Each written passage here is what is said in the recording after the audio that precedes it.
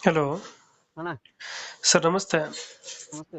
ಇದೊಂದು ಪಿಕಪ್ ಒಂದು ಗಾಡಿ ಕಳ್ಸ್ಕೊಟ್ಟಿದ್ರಲ್ಲ, 2015. 15 ಮಾಡಲ ಇದು. ಹ್ಮ್. ಓನರ್ ಎಷ್ಟಾಗಿದಾರಣ? ಥರ್ಡ್. ಡಾಕ್ಯುಮೆಂಟ್ಸ್ ಎಲ್ಲ ರನ್ನಿಂಗ್ ಇದೆ ಗಾಡಿದು?